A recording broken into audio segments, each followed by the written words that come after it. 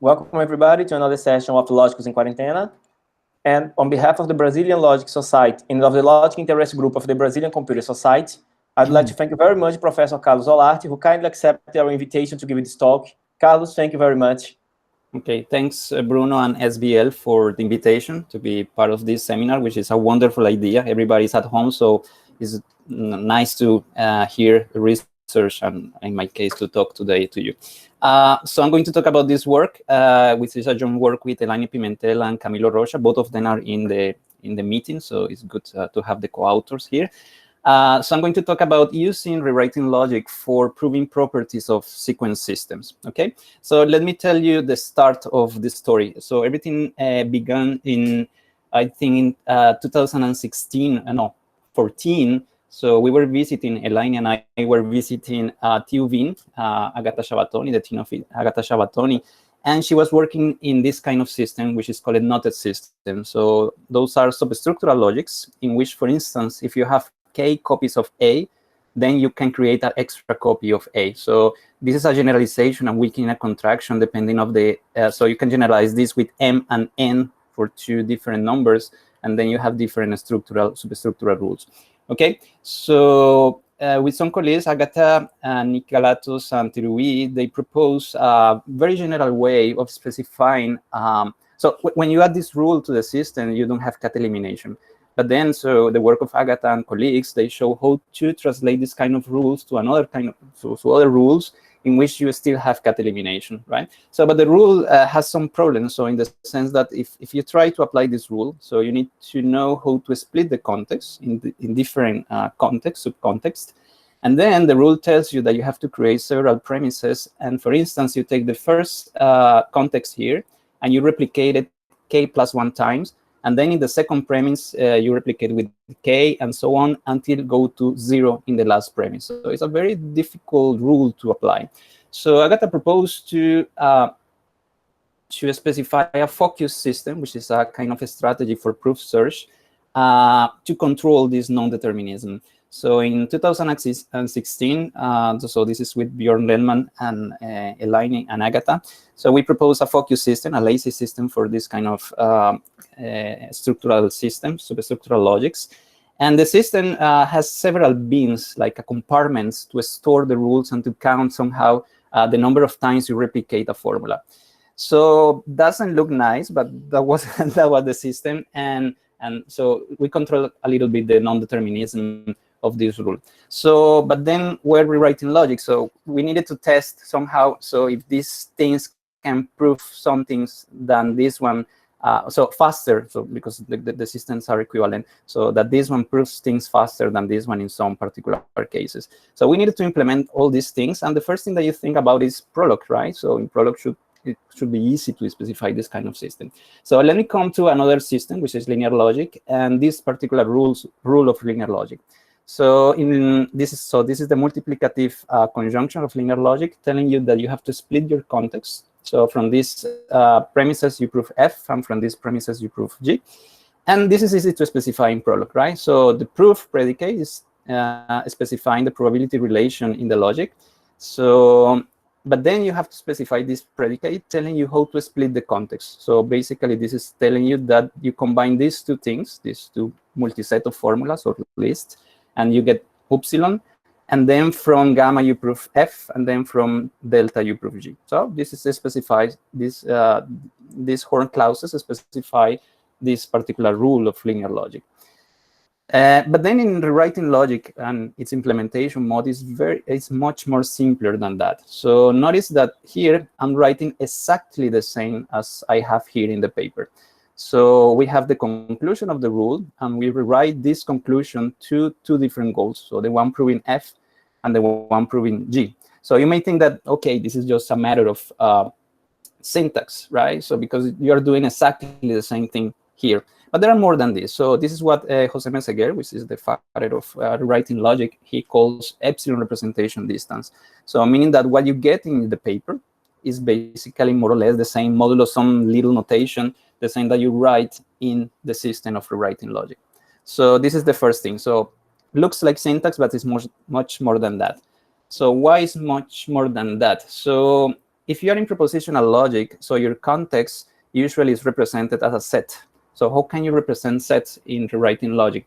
So it's very easy. So you specify that this comma operator takes two sets of formulas and returns a set of formulas. And this operator is associative, commutative, and the empty set is the identity of this operator. So with these three little things, which are the axioms that you impose on this operator, then you're specifying that this is a multiset. That easy. So it's very simple. And then you want it to be a set. So to be a set, you specify this equation telling you that two copies of the same formula is the same as the same formula. So this tells you that the system is idempotent, and then you have sets of formulas. But in linear logic, you don't have that. So in linear logic, you don't have weakening contraction. So the number of times that a formula appears in the context is important. So what you get, so is this, only you put these axioms, but you don't put this equation, then you have linear logic. But you can go further in Lambeck systems in which you don't have, for instance, exchange. You have explicit exchange, and you need a rule to permute the formulas in the context. Then, so you specify this operator without any of these axioms, okay? So the general point basically is that you put the axioms that you need to capture the structural behaviors on your system, okay? So this is the magic. So besides having this very simple syntax, you can specify this kind of axioms in your theory. But there is a third component in all of this. So if you look at these two rules, don't worry about the rules. So I'm not going to use it here. It's just an example.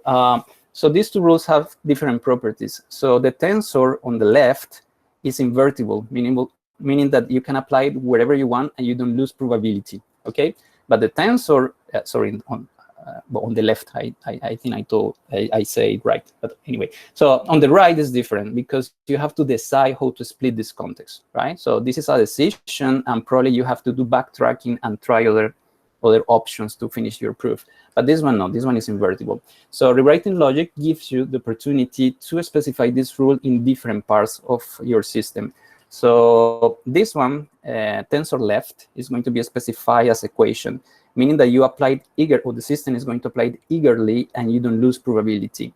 But then this one is going to be a rewriting rule. So meaning that it's subject to do backtracking. So you try something, you cannot do it, then you backtrack, and then you try another possibility. So this separation is also very nice for specifying sequence systems inside inside rewriting logic. So, but this talk is not about proving sequence. Is a side effect of everything, but it's not about proving sequence systems in rewriting logic. It's proving meta properties of the sequence system. So this is the cut rule.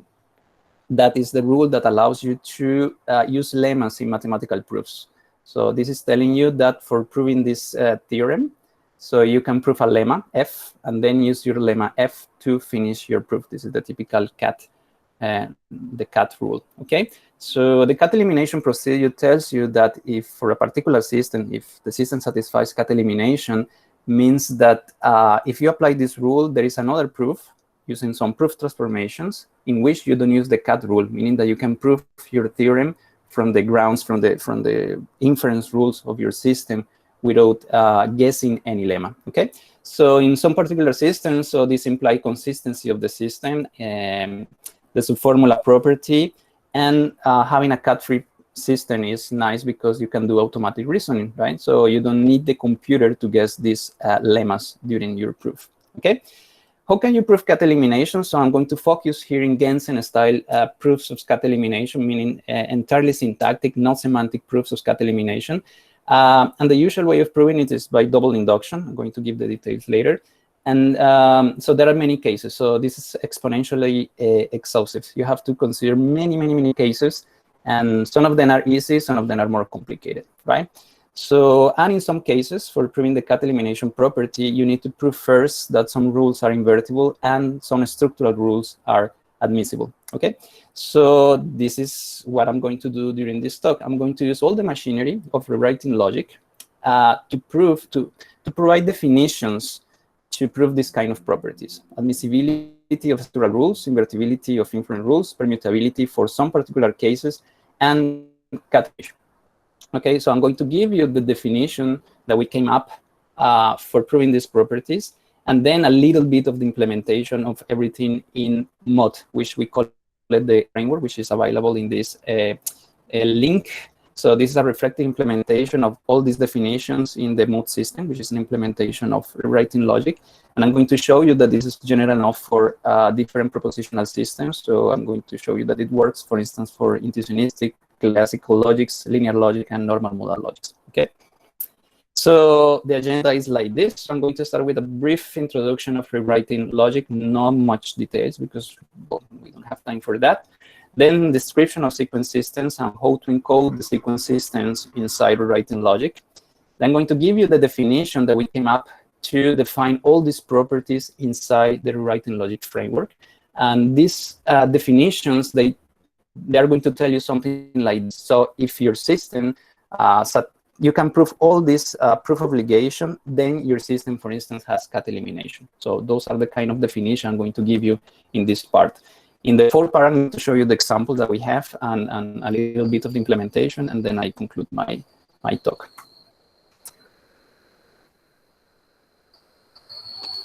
So rewriting logic, we have two sides of the same coin. We can see it as semantic framework has been used a lot for modeling concurrent systems, programming languages, and implementing procedures for verification of this kind of system. For instance, there are tools for cryptographic protocols, for biological system and different concurrent systems. So it's a semantic framework in that sense, but it's also a logical framework in what sense that we can implement in rewriting logic different automatic reasoning procedures, okay?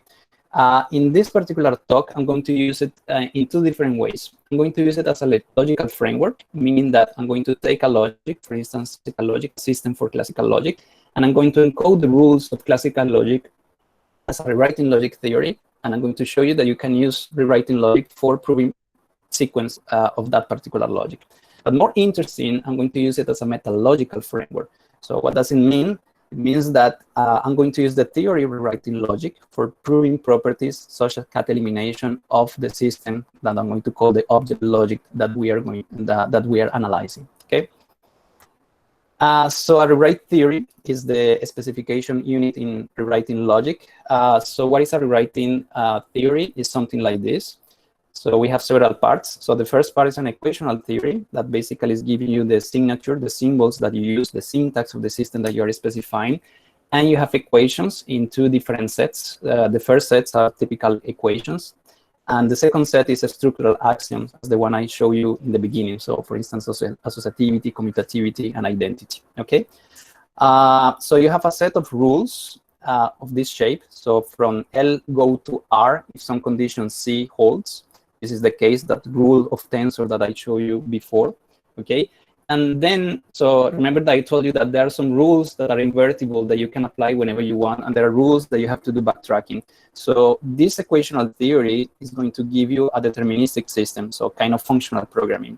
But the rules in R are going to give you the dynamic and concurrent behavior, so things that you probably have to come back and do backtracking to finish your proof. So in a nutshell, writing logic proves terms, proves assertions like this, that term T goes to T prime in this particular rewrite theory, okay? And those terms are built as usual as terms from this signature, okay? And the one-step transition is computable in some particular cases. So for instance, you need to consider finite theories, so finite number of rules. Your system of equation has to be terminated and ground confluent, otherwise you don't have a deterministic computation here, okay? And this allows you to consider only canonical forms because they exist, because it's ground confluent and terminated, and so on. So there are some conditions for this relation to be computable, okay? So what is Maude? Maude is an implementation of rewriting logic. It's a high-performance rewriting logic engine. So you put it in it rewriting theories, which I'm going to call admissible in the sense that they satisfy the computability properties, okay? And there are many tools on Maude for reasoning about your specification. So in particular, you can rewrite, meaning that from a particular state, you can do rewriting for computing other states. You can do search for searching for solutions. There's a model checker and other tools, okay? And there are reflectivity capabilities. I'm going to talk about this in the end of my talk, and this makes rewriting logic a metalogical framework, okay? But I'm going to talk about this only in the end. So, okay, this is rewriting logic in 5 minutes. No much details. So let's go for a sequence system. So what is a sequence? It's just a pair, gamma and delta. So gamma is usually known as the antecedent and delta the succedent, okay? According to the structural properties that we have, those can be sets, multisets, or list of formulas, okay? So sometimes this gamma is empty. So in that case, we talk about one-sided system. If we have two sides, we call it two-sided system.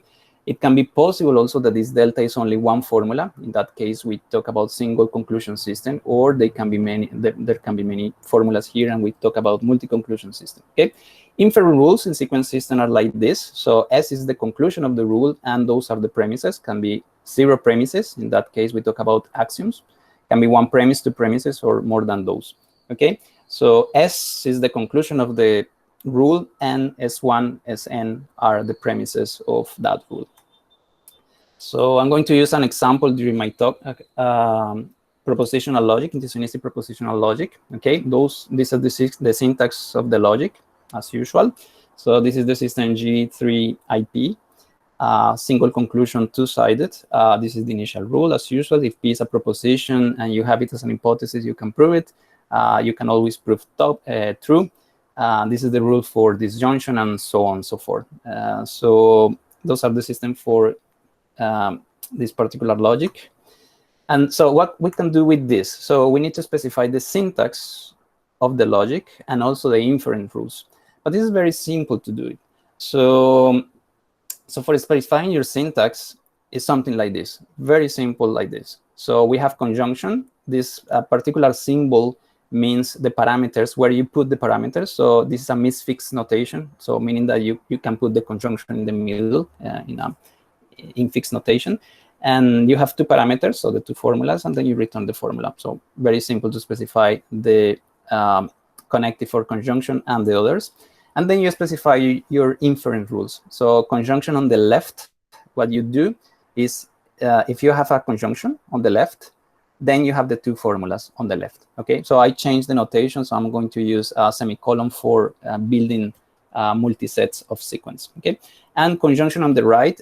So if you want to prove this, then you have to prove 2 things. So this one and this one. And notice that I'm going to use this symbol to denote the different sub-goals that you have to prove. So for proving this goal, you need to prove 2 goals, and this bar is telling you that those are the 2 sub-goals that you need to prove. Okay, so the L framework is going to provide some infrastructure, for instance, for building the multi-set of formulas. But the object logic, the system that you want to analyze, has to define the syntax, of course, and the inference rules. Okay, so it's very simple. And then you have for free a correct proof search procedure for that particular system. Okay, so you can use search, for instance, in Maude, and you can prove, well, it's a very simple proof, that if you have P1 and P2, then you can prove P2 and P1, the conjunction. So what it's going to do is try to rewrite this sequent into this sequent. Well, this is a multi-set of sequent, which proves is the identity, meaning that you don't have more goals to prove. So you finish your proof.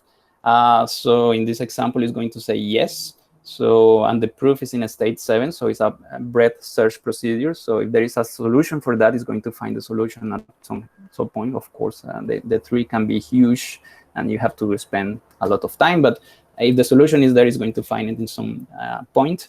So this 7 is telling you that this solution was in the 3 in the position 7, in the state 7. And then you can say something like show path.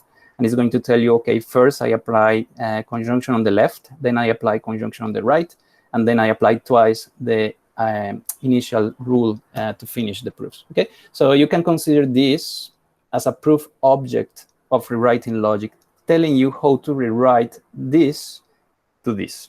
Okay, so this is the proof object generated by the system.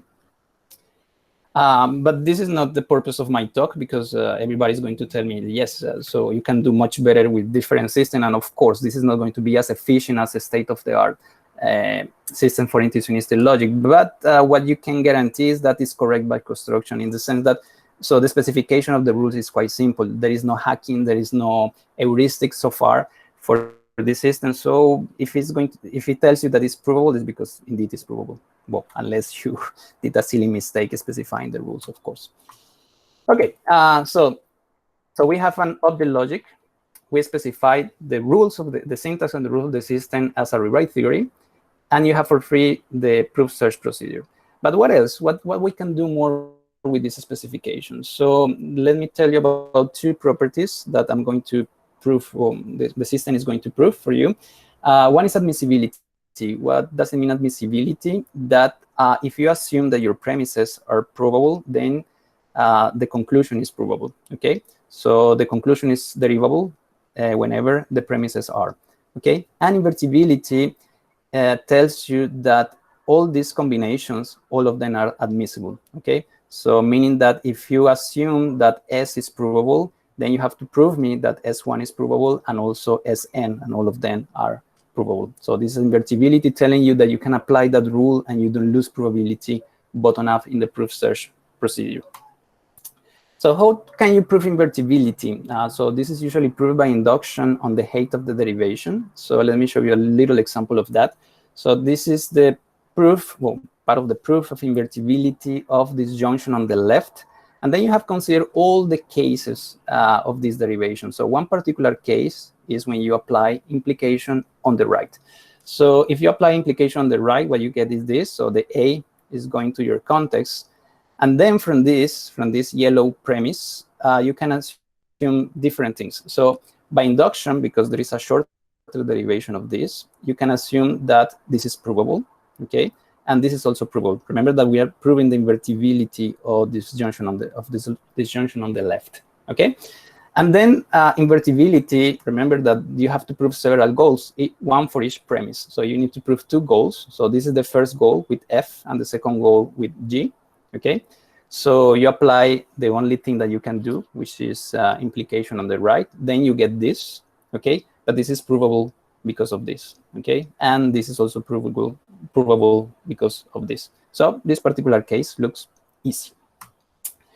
So we also know that implication on the right is invertible in this system. But then when you try to do the proof, the case for implication on the left, it fails. So what does it mean? So if you apply implication on the left, then you get this and this. So there are two premises for implication on the left. Then by hypothesis, you know that this sequence is provable, okay? And you can apply induction on this one, okay? So by induction, this one is also provable, okay? And the goal is to prove this sequence here, okay? If you apply implication on the left, you need to prove this, and then you need to prove this. This one is okay because it's already there in the set of hypotheses that you can assume, but this one is not, right? So what is missing here? So we have a proof of this, but there is an F here, which is not the same as this context here. But this is easy. So how can you solve this problem? So you need to show me that weakening is admissible in this system. So what does it mean? That if you have a proof of this, then you have a proof of this with some particular F, okay? So for any F, you can put it, and then it's still provable with the same height of derivation, okay? So you need to prove first admissibility of weakening. So how can you prove admissibility of structural rules? So those are the typical structural rules, weakening and contraction. So the proof of weakening is very simple, also by induction, the height of the derivation, and the proof of contraction is more involved. So this is the case that you're trying to prove admissibility of contraction, and then you face the disjunction on the left case. So from this, you get these two premises, but then you cannot apply induction here because you don't have two copies like here of the same formula, right? But then you can apply invertibility of disjunction on the left. So if you know that disjunction on the left is invertible, this rule is invertible, then from this, you can prove this, and now you have two copies of F, and you can use the induction hypothesis to conclude this one. And the same thing for G.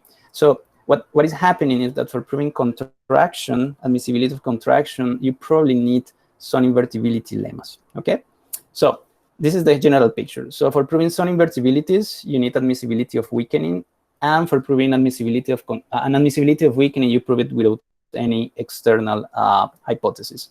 But for proving admissibility of contraction, you need some invertibility lemmas of some of the connectives some of the rules are invertible. Okay. What about cut-elimination? So this is a cut for this system. So it's a single conclusion system. So you only have one here. So you prove the lemma A, and using your lemma A, you conclude your proof B. And the cut rules tell you that you don't need that particular lemma, and then you have a proof of gamma B. Okay. So how usually you prove that using Gensen arguments. So you proceed by double induction, nested induction, on the complexity of this cut formula, and also by subinduction on the sum of the heights of these two derivations. Okay. So the principal cases, so what I mean with principal cases, so in this particular case, I'm cutting with A and B, the conjunction of A and B, and then this formula is principal, meaning that you apply a rule that uses this formula, then you get these two premises. Okay. And the same happens in the other premise of the cut. So you have this conjunction, and then you use the conjunction left rule, and then you get this one, right? So what is the procedure? So you cut with simpler formulas, which is okay by induction, right? So you cut with this one, and then you cut with B, okay? But then you have an A here that you don't have here, but this is okay because you can apply weakening. We already proved that weakening is admissible, and you're done, okay? So this is the usual case for principal cases. And when the cut formula is not principal, what does it mean? That you cut with some formula A, but you don't use that formula in one of the premises of the cut. So in this particular case, I'm using conjunction on the left. So there was a conjunction there. So what you do is you permute down the application of this rule, right? So you have this, then you apply your rule, then you get the cut. So you can apply cut because it's on a shorter derivation, and then you get these two premises. And there is a little problem here, but it's easy. So here you have the conjunction of F and G, but you don't have this conjunction here, right? But we already know that the conjunction on the left is invertible. So from this, we can prove that this is also provable with the same height, okay? So you conclude this particular case. So this works like this for this system. In other systems, like in multi-conclusion intuitionistic systems, the non-principal cases, usually in one of them, implication right, is, if I'm not wrong, it uses also cuts on simpler formulas, right? So, but those are the typical cases, so principal and non-principal cases. Okay, so that was a view of the kind of properties I want to prove. So invertibility of rules, admissibility of structural rules like weakening contraction, and the cut-elimination, admissibility of the cut rule. So what we did was the following, was to try to use rewriting logic as a metalogical framework to specify definitions that allow us to prove these properties. And a theorem telling us if this is okay with the definition, then you get the proof of the property. So let me start with invertibility lemmas. So assume that we want to prove invertibility of conjunction on the right. The definition tells you that assuming that this is provable, you need to prove two things. There are two different goals, one for each premise. So you have to prove this, and also you have to prove this, okay?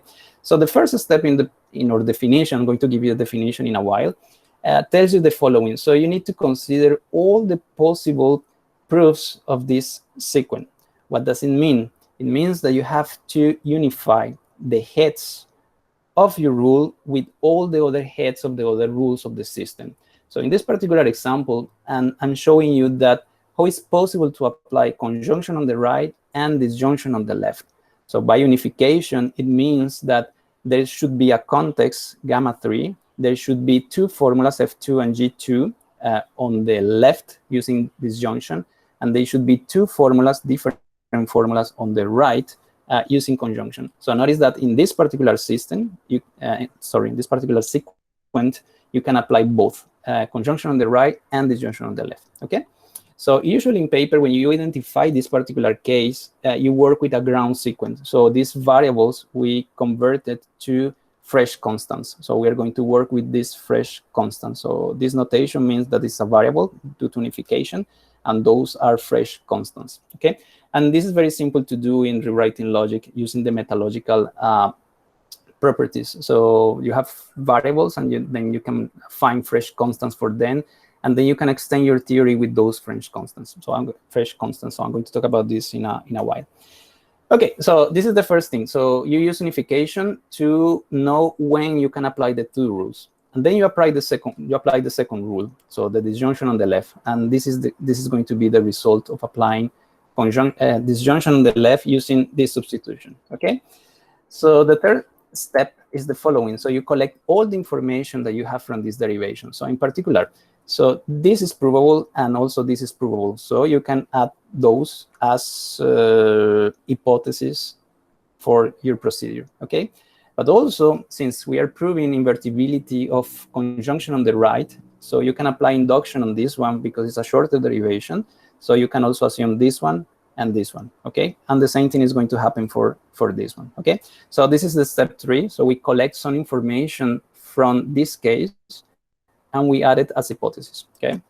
So the step number 4, you have to prove 2 sequences. So remember that invertibility is proving, in this particular case, is proving 2 different sequences. But how can we prove that? So it's very simple. What we are going to do is to extend our system with those with this kind of hypothesis, okay? And then try to see if this is provable in the system, in the resulting system, okay? But for that, it's very simple because we have search procedures in Maude for answering that question, okay? So this is the general picture. So we have unifying procedures to know all the possible cases. We apply the rule, which is very simple. We collect all the information from this particular figure, and then we use a proof search procedure to know if that particular sequence is provable, okay? So the definition is something like this. Don't worry, it looks a lot of things, but it is not. So I'm going to split that definition in different parts. So this definition is telling you when this rule is invertible, and you are considered a particular case when the proof starts with this rule T. So we are considering the invertibility of S with respect to the rule T. How I'm going to do this? So I'm going to extend the theory.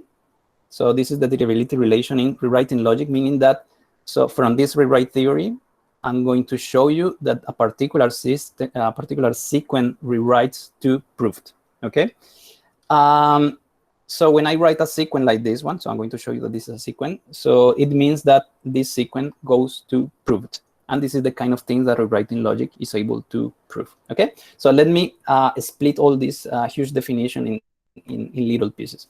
So the first thing is we need to know how these 2 rules can be applied on the same sequence. But this is easy using unifiers. So you are going to unify the heads or the conclusion of these 2 rules, and it's going to give you one or several unifiers, okay? So for the particular axioms that we have for building sequence, this is always finite, okay? So you have a finite number of proof obligations. So this first step is just telling you that you can apply both rules and find a sequence in which you can apply these 2 rules. The second one is what you need to prove. What you need to prove is the premises of the rule S, and this is what I wrote here. So there are a lot of notation here, but this bar is the freezing procedure. So from the variables of the unification problem, you freeze those variables, and then you get only fresh, fresh constants. So this is a ground term, in particular a ground sequence, okay? So this is the goal. So we need to know if this is provable. So if this sequence goes to proved in this particular rewrite theory. What else? So for that, for proving this goal, you can use many things. So for instance, you can use all the rules of your system. So if you have rule of conjunction, rule of disjunction, implication, and so on, you can put it there because this is part of the system, okay? But also, you may need external theorems. So we know, for instance, that for proving one of the invertibility results, you need admissibility of weakening. So this admissibility of weakening is going to be just more another rewrite rule in your system. So you're extending the theory with those theorems that you already proved. What else do we have? So you can assume as provable all the premises of the rule T.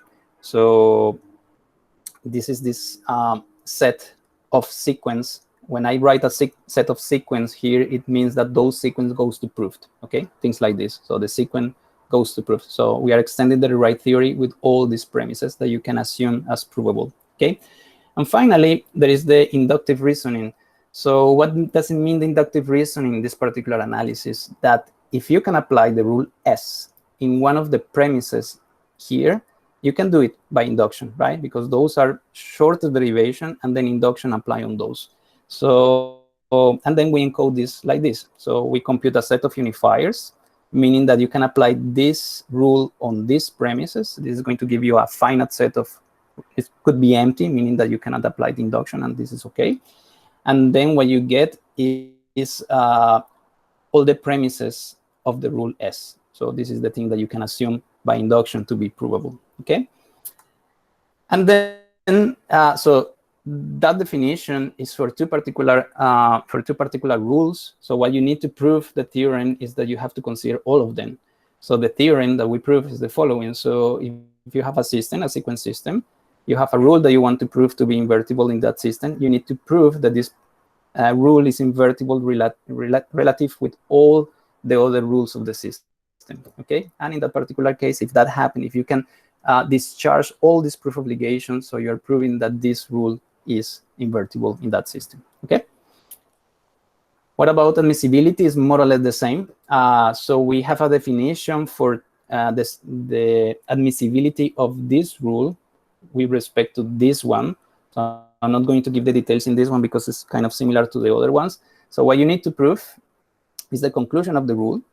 For that, you can assume some invertibility lemmas, which are here. You can use the rules of the system, and you can use induction on shorter derivations. So what does it mean, induction? That from S1, you can go to S if you are in a frozen height of derivation, K, theta, and with this bar. So we are freezing the height of derivation. Why? Because we have to control when this rule can be applied. So you can apply it only on shorter derivation. So this definition is only for admissibility of S with respect to one rule T. And then if you prove this for all the T's, for all the rules of the system, then you get admissibility of that particular rule, okay? What about cut-elimination? Cut-elimination is a little bit more complicated. So again, the definition is going to tell you when cut is okay for two particular rules. And this is the definition. Again, it's ugly, but I'm going to split it in different parts. So the first step is the following. So we have the cut rule. So the cut rule has a head, or the conclusion, and it has two premises, left cut and right cut. So the two premises of the cut, okay? So what you need to do is to take these two rules of the system, inference rules of the system, and apply this one on this premise and this one on this premise. So for that, again, you use unifier. So this set of unifiers for one of the premises, and this set of unifiers for the other premise, okay?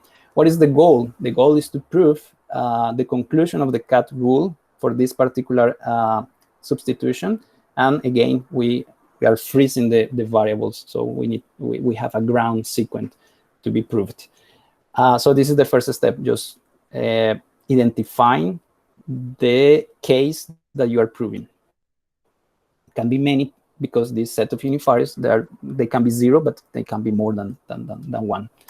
So the second step is in the definition is that you can assume two kind of induction. So you can use a structural induction on simpler formulas or formulas with lower rank, and you can also use induction on shorter derivation. So these two definitions are here. So the first one is going to tell you that you can apply the cut rule, but noticing that you are taking the cut formula, and this T is a subterm of that formula. So meaning that you can apply this rule only on subformulas of the cut formula. So this is the usual way of doing induction. And the same thing happens for, notice that here we don't have any information about the height of the derivation, because usually when you use this induction, you don't care about if the size of the derivation grows or not. But in the case of applying induction on the height of the derivation, then you have to be careful about that. So you can use your cut rule on formulas which are exactly the same as the cut formula. So you are not decreasing the complexity of the formula, but you need to be careful that one of the premises is n and the other one is successor of n, or the other way around. So you are decreasing in one the sum of the height of the derivations. So those are the so this particular set of rules, they are specifying the inductive behavior, the inductive reasoning that you need to prove the cut-elimination theorem.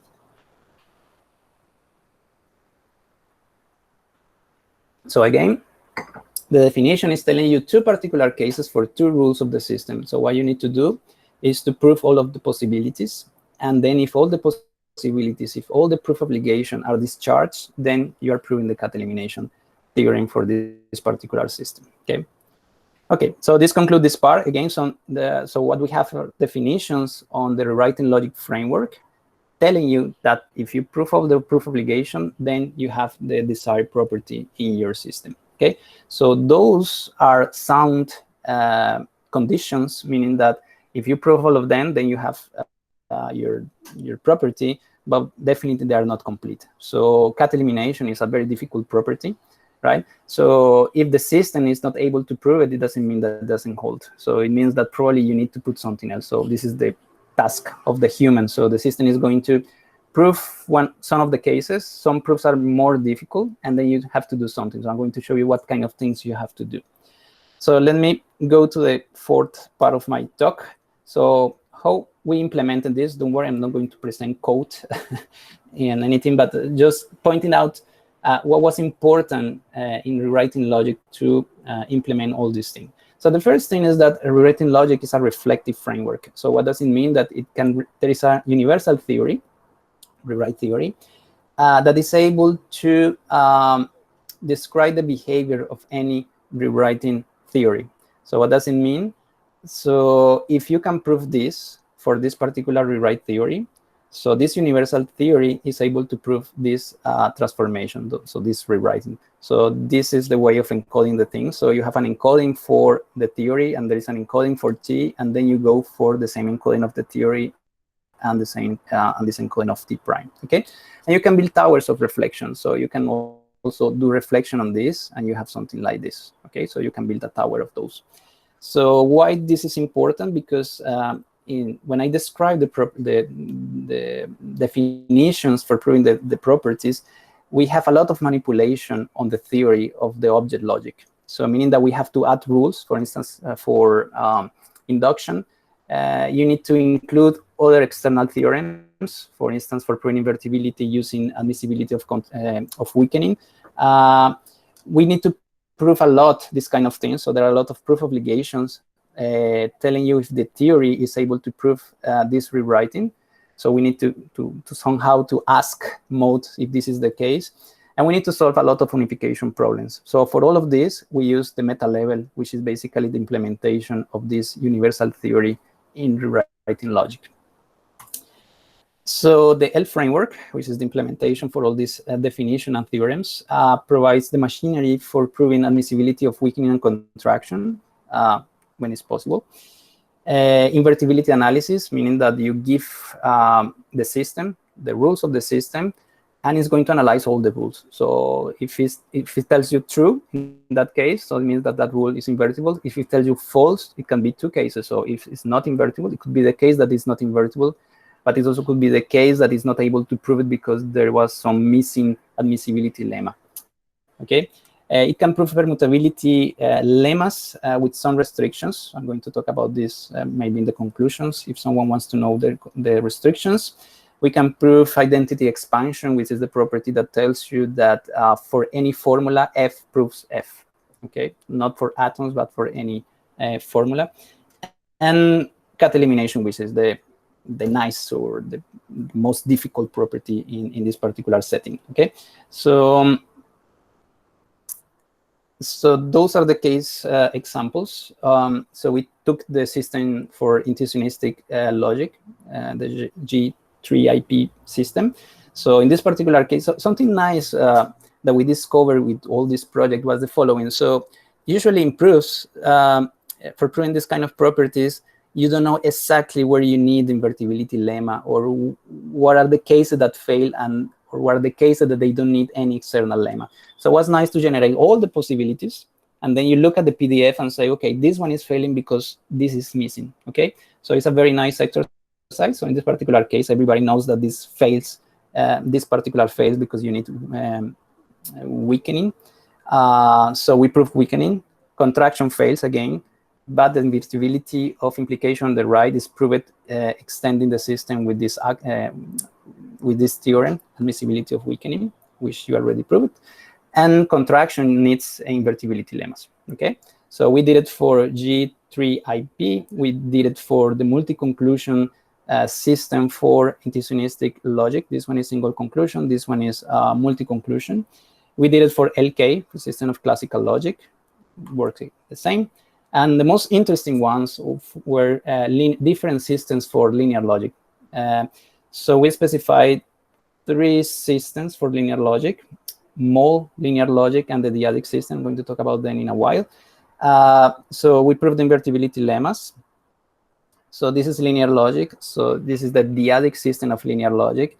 And this is invertible in this system. So if you know about linear logic, so this one is the one that copies a formula marked with question mark to the classical context. So this is invertible in this particular system, but the system was not able to prove it. And the reason is that you need to prove first that weakening on the classical context of linear logic is admissible. So if you prove it and you add it to the theory, then you are able to prove the invertibility of this one. Okay, you can prove other things. For instance, so this is true in linear logic. So if you have a proof of this, then you have a proof of this with height less or equal than the height of this one. So it looks like an admissibility lemma. So if this one is provable, then this one is provable. So using the same machinery, we were able to prove this theorem for linear logic. We also took some normal modal logic. So we took K and we extended with axioms T and 4, and then you get S4. And again, so contraction fails. For contraction, we need invertibility lemmas. And the modal rules, the only one that is invertible is T, which was able to prove it. The other two, they are not invertible. And that's it. So those are invertibility and admissibility for all these logics. And the most important one was cut-elimination. So we proved cut-elimination for all these systems. So what happened? So in the beginning, we specify additive and multiplicative versions of cut. So the additive version is the one in which you share the context, and the multiplicative one is in one you split the context, okay? So with that, with only that, we were able to prove cut-elimination for all these systems. So for the single conclusion system for intuitionistic logic, for multi-conclusion linear, multi-conclusion intuitionistic logic, there are many logics in that thing, classical logic, and the modal systems. That's it. So one single implementation was able to prove cut-elimination for all of those. But then we went to a substructural case. So Maude, multiplicative additive linear logic, which is on one-sided system. And of course, the cut has to be multiplicative. You have to split the context. So of course, this cut procedure here doesn't work for this one, right? You need a different cut rule. In particular, the cut rule for this system, they look like this. So you prove F, and then you put F perp, or the negation, or F in the system, and notice that you have to split the context. So the gamma goes here, and the delta goes here, okay? So then we specify this multiplicative linear version of cut, and then we prove this one. Again, was very simple to implement, not much work to do it, and the system was able to prove it.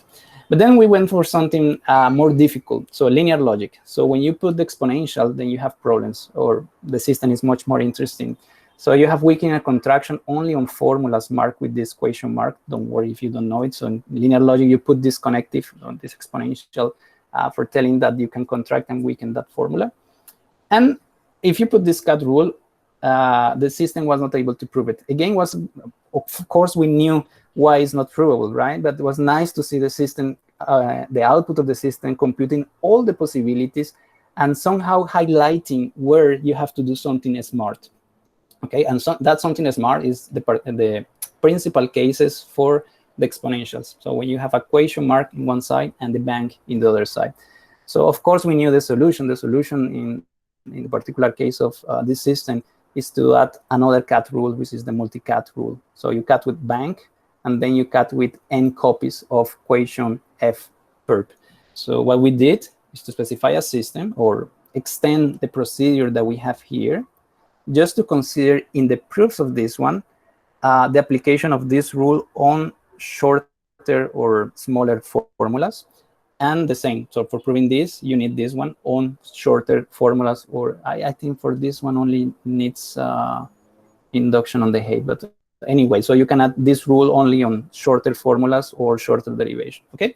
So again, so cut-elimination is so complicated, so you don't expect the system to tell you to prove all the theorems for free, right? So, but the system is going to tell you this one is not able to prove it, and probably the human is able to say, okay, something is missing, and this particular case, this one was missing.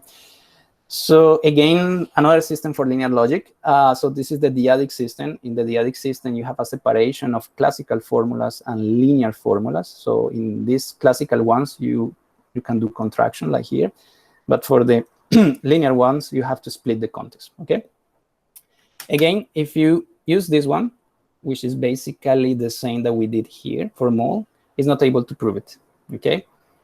And the reason is, again, the exponentials. So for proving the exponential case, you need another cut rule, which is this one, that cuts with bank f, and then it puts f perp in the classical context or of the other derivation, okay? So again, this is something that the computer is not able to realize, but the human, well, many people prove that theorem. So it's only to put it in the system, and the system was able to complete the cut-elimination proof. So let me show you a bit of what the system outputs very quickly. On top. So there is a page of the system, the L framework. You can download the code and play with it. You only need mod. You don't need any external tool. And we have the PDFs for the results for all these logics. Of course, you can compute it in your computer and obtain the same PDF. So this is the system G3IP for intuitionistic logic. So it produced a PDF like this. So in this particular case, is 70 pages PDF, proving everything. So proving admissibility of weakening, invertibility of rules, something interesting. So for instance, implication on the left is not invertible, but one of the premises is invertible. So this one is invertible, but this one is not. Okay, so in invertibility, we can, if the rules has two premises, we can analyze one of the premises and the other one separately. So what you get, for instance, so let me take this one. So you get all the proof transformations needed to prove that theorem, okay? In the case of cut-elimination, it's the same. So here I have the proof cut-elimination for the multiplicative version and for the additive version, just to pick one of those. Then you have all the proof transformations, okay? And what else I want to show you here? And so what I say is that we know all this result by heart, right? So those are in books. But something that we were playing with the system, you try to prove something, and then you realize that doesn't work. And then in that particular case, you say, that invertibility lemma is missing here. Then you put it, and then the system is able to continue the proof. When it's not provable, for instance, this one is not invertible at all. So it's going to show you something in red. So saying that this is not provable, and this is, of course, the case that this is not provable because you have F4 here, and then you need to prove F3. So typically, it's not provable. So there is a little tutorial, but we need to work more on that, how to specify your own logic and try to prove the properties. So there are some explanations, but of course, we need to write it in more detail. So this is the system. Let me go back to the entire window. No, this is not the case. Window.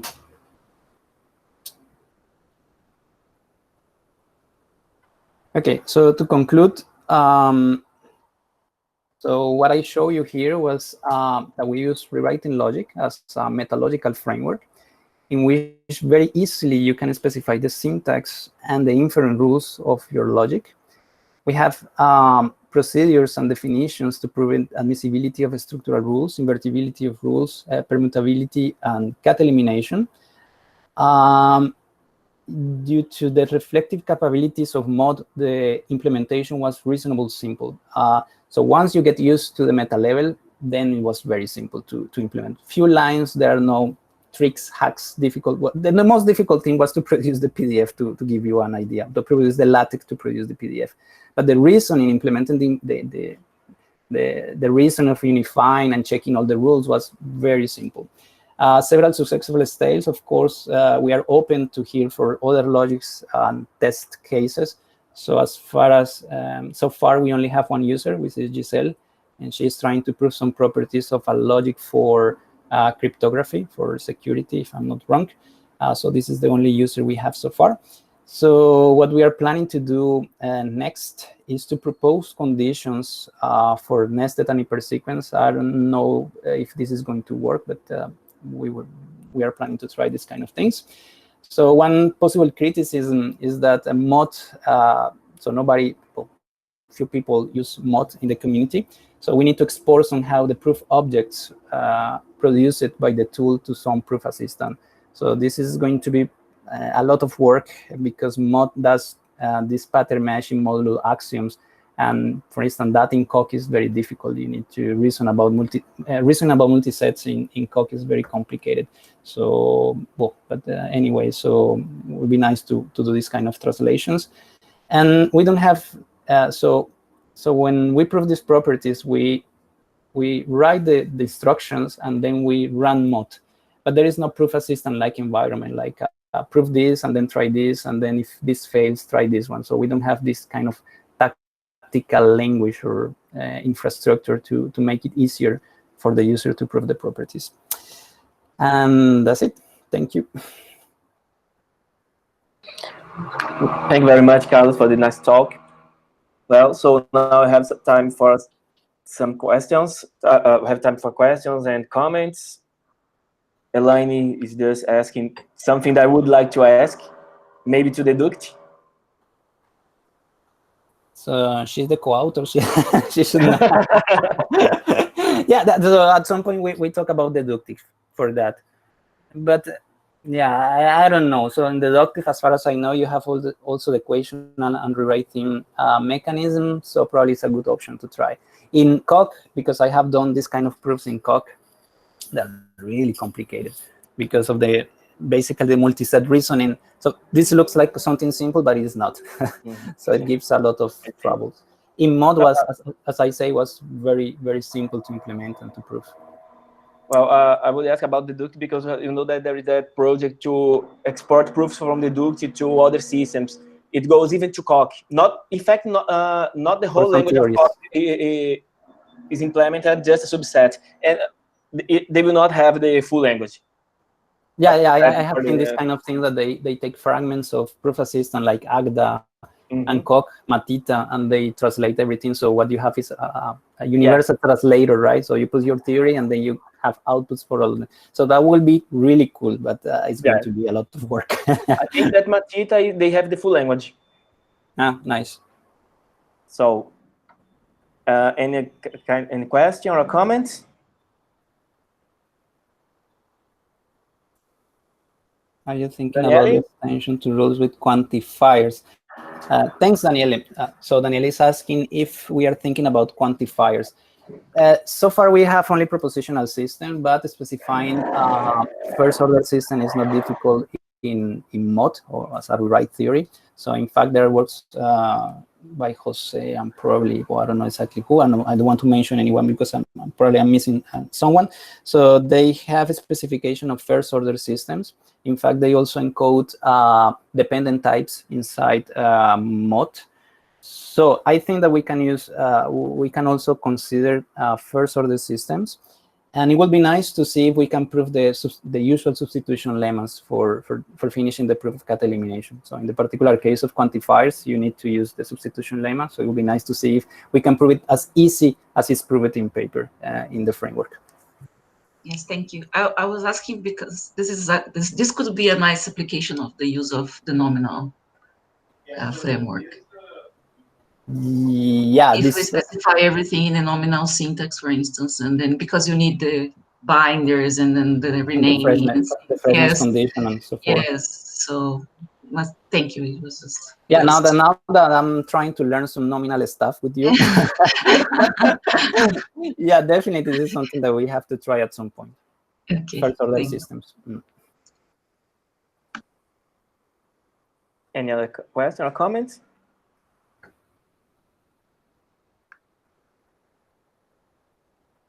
Well, so thank you very much again, Carlos. It was really nice. Okay, thanks to you. Ciao, ciao.